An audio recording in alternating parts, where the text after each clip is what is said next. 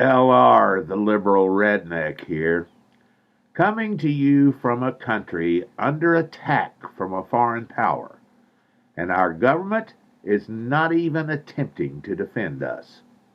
In fact, they are aiding and abetting the invasion. There's no question that Trump was elected in 2016 as a result of Russian interference. This has been verified by 17 U.S. intelligence agencies and several former U.S. allies. I say former because Trump has violated every long-term relationship we ever had in order to favor the Russians as a payback for getting him elected. Now that we are in another presidential election year, our intelligence agencies are reporting that Russia has once again inserted themselves into the U.S. political process. Trump is outraged, not that the Russians are once again coming to his aid, but at the fact that Democrats were briefed on this new attack. He encourages Russian help rather than anything to make our election process secure, and the Republican Senate is backing him up entirely by blocking any attempt to legislate the security measures desperately needed. The horrible fact is our government is being run by a group of power-hungry traitors, desperate to maintain control of our country. Corruption on such a scale by our elected leaders is a situation we've never experienced before in our history.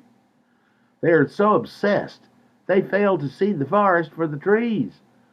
Russia's not trying to help Trump and the Republicans.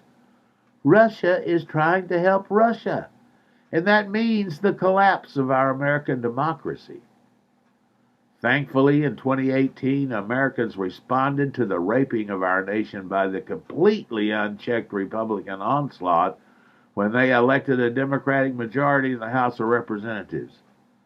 That majority impeached the president and passed over 400 bills designed to address the problems facing our nation. But thanks to Moscow, the Grim Reaper Mitch, the president was acquitted in a sham trial with no witnesses, no evidence, and not a single bill has even been looked at. This is DEFCON 5, folks. We are on the cusp of losing our democracy. We have to elect a Democratic president and a Democratic Senate to go along with our House majority or kiss the United States of America goodbye.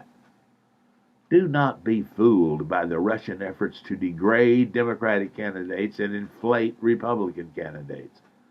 This is a war, and it's win or go home time. Our only hope is a voter turnout on November 3rd, 2020, surpassing any in our history. Vote like your life depends on it, because it actually does. Nothing is more important than saving our very way of life.